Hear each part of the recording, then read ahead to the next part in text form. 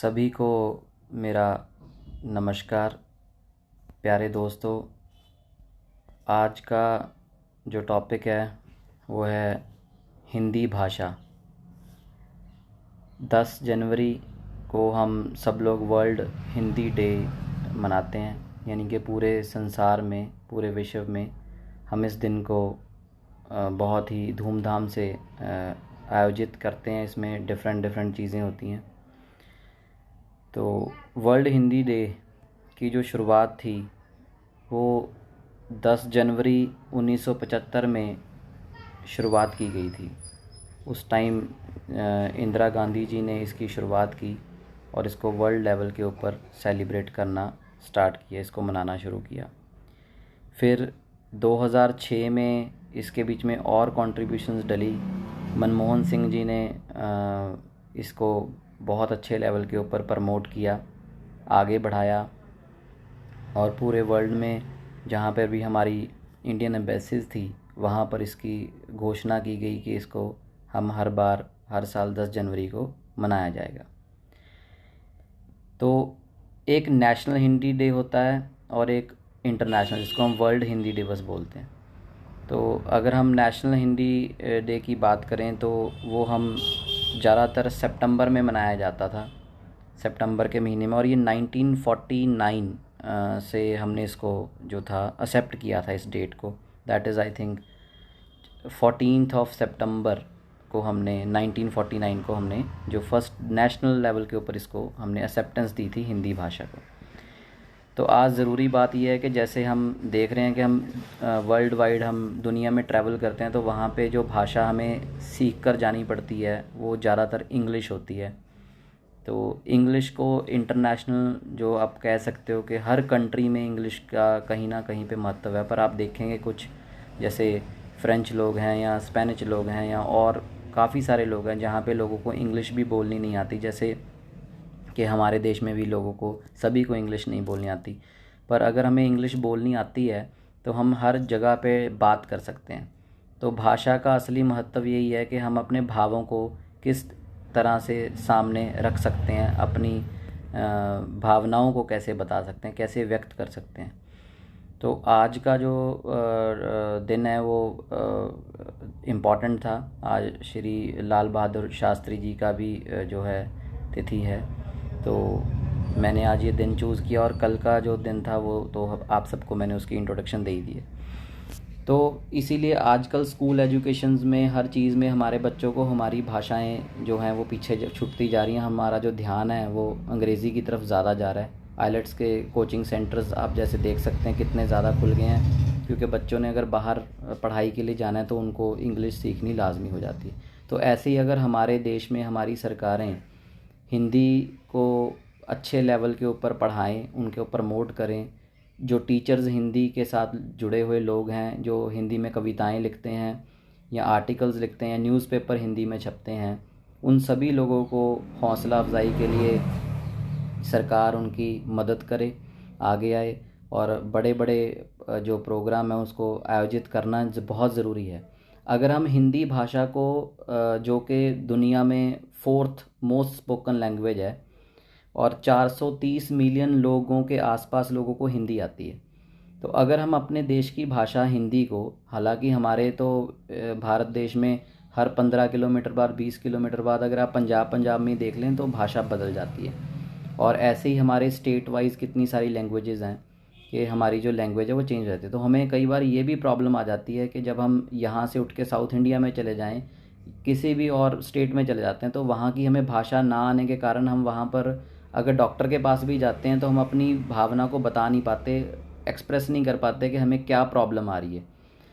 तो आप सोचिए कि भाषा का जो महत्व है, एक भाषा जो कि सभी लोग उसको जानते हैं, उसका क्या महत्व है कि हम हर जगह पे, हमें कहीं पे प्रॉब्लम नहीं आती कम्युनिकेट करने में, अपनी बात रखने में।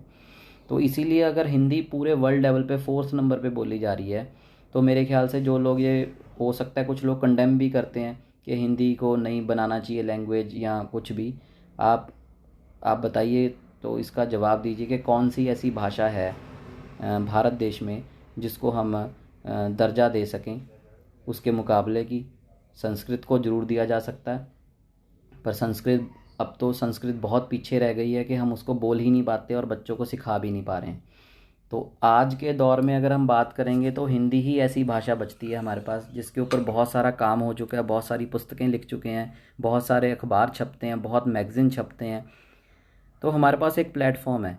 अगर भारत सरकार हिंदी भाषा को राष्ट्रभाषा को सर्टिफाइड कर दे और जो टीचर्स हैं हिंदी को पढ़ाते हैं, स्कूल के जो मैनेजमेंट्स हैं, मैं ख़ास करके सीबीएसई आईसीएसई बोर्ड वालों को इसकी गुजारिश करूँगा कि आप उनको अच्छी सैलरीज़ दीजिए, लैंग्वेज के टीचर्स को अच्छी सैलरी दीजिए। आप यहाँ पर भी कई बारी कहते हैं कि साइंस के टीचर्स हो गए या जी आप इंग्लिश के टीचर्स हो गए, उन लोगों को आप अच्छी सैलरी दे देते हैं एज़ कम्पेरेटिव टू हिंदी और पंजाबी या कोई और स्टेट लैंग्वेज की भाषा बोलने वाले या पढ़ने वाले व्यक्तियों को या टीचर्स को।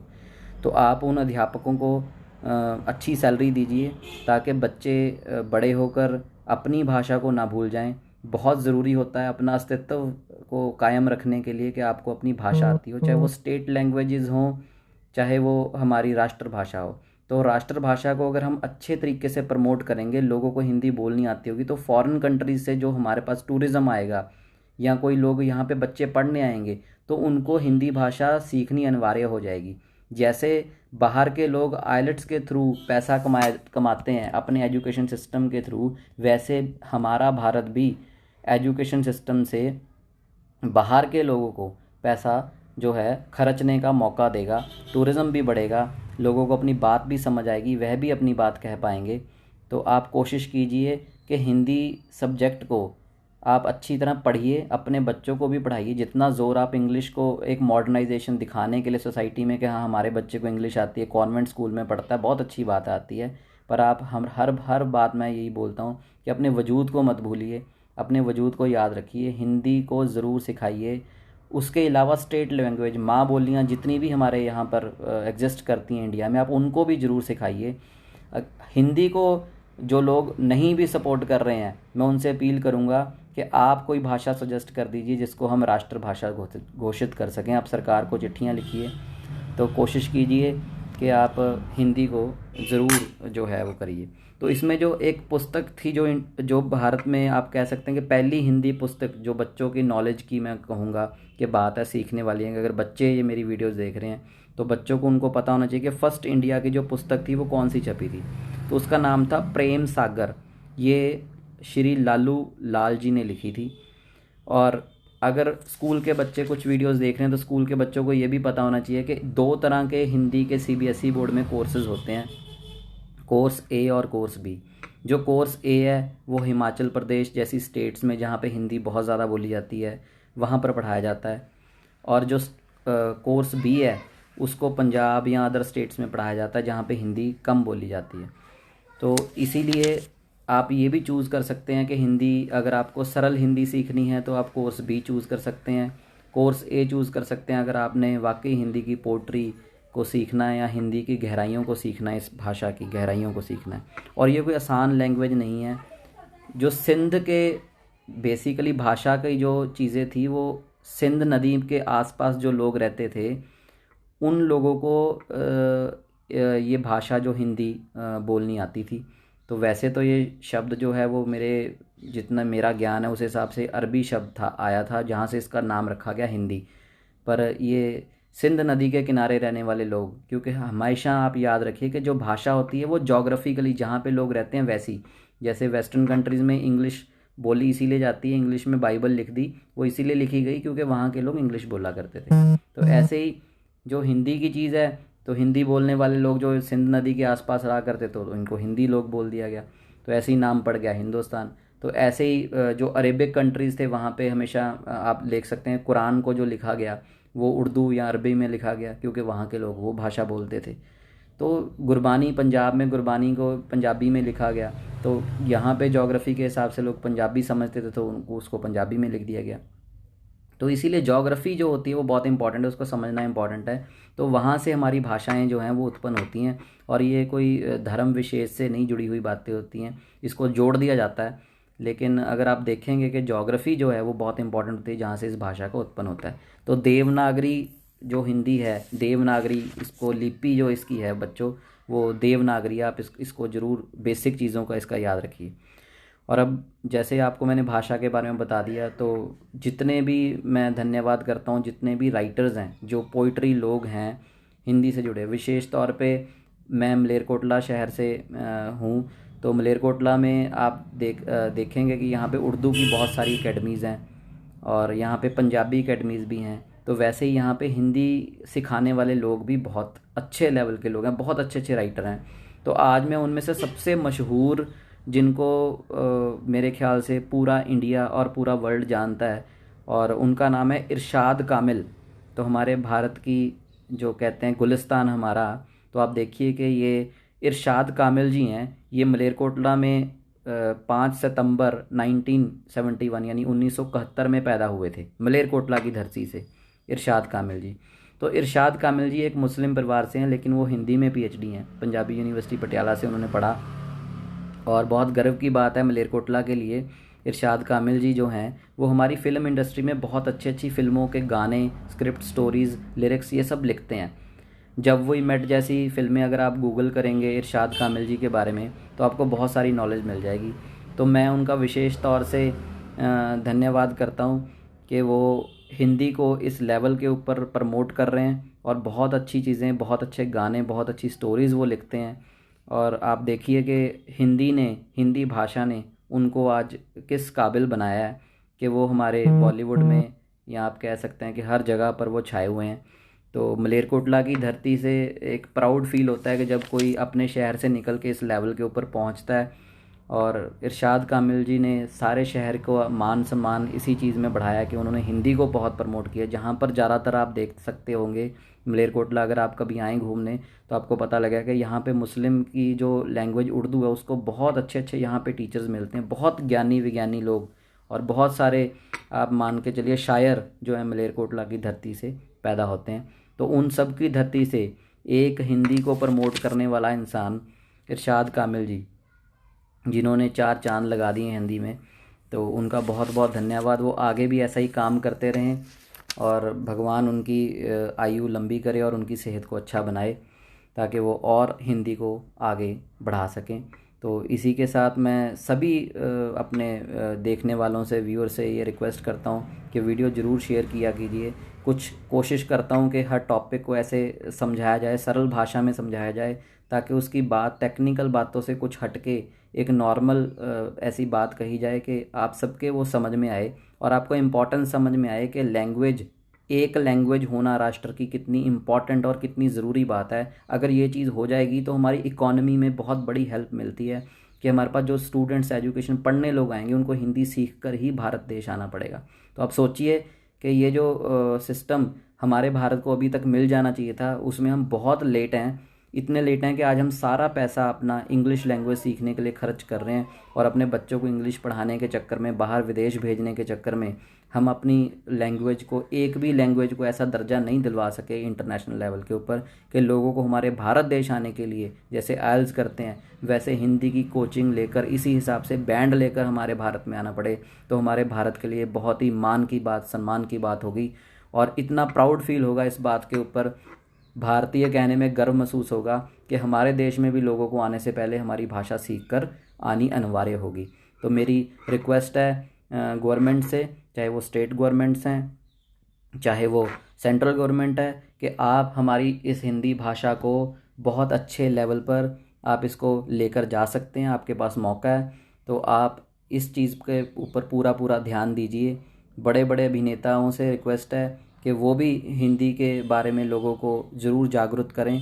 और स्कूल वालों से, एजुकेशन सिस्टम से बहुत बड़ी रिक्वेस्ट है कि वो अकेली इंग्लिश की तरह या इंग्लिश के अध्यापक जो हैं गण हैं उन्हीं को अच्छी सैलरी या अच्छा प्रमोट मत कीजिए, क्योंकि किसी का अगर मनोबल बढ़ाना है तो आपको हमेशा उनको अच्छी सैलरी, उनको अच्छे सोर्सेज देने होंगे ताकि बच्चे जो हैं वो हमारी रीजनल लैंग्वेजेस, हमारी मातृभाषा की लैंग्वेजेस और हमारी राष्ट्रभाषा की जो लैंग्वेजेस हैं उनको अच्छे तरीके से सीख सकें, ताकि जब वो फॉरेन कंट्रीज़ भी जाएं तो वहाँ जाकर वो अपनी भाषा को लोगों को बोलना सिखाएं। क्योंकि जब मैं हॉस्टल पढ़ा करता था तो वहाँ पर हमारे इंटरनेशनल स्टूडेंट्स बहुत पढ़ा करते थे, तो हम उन लोगों को भी हिंदी और पंजाबी सिखा दिया करते थे। उनकी भाषा भी सीखते थे, लर्निंग के लिए तो सब कुछ ज़रूरी है। लेकिन आज भी मेरे दोस्तों का फ़ोन आता है, जैसे ऋषि मेरा दोस्त है, बेस्ट फ्रेंड, तनाए मेरा बहुत अच्छा दोस्त है, और कितने थाई फ्रेंड्स हैं मेरे, जो कि मेरे साथ जब मेरे फ़ोन पे बात करते हैं तो वो हिंदी बोलते हैं, और मैं उनका बहुत बहुत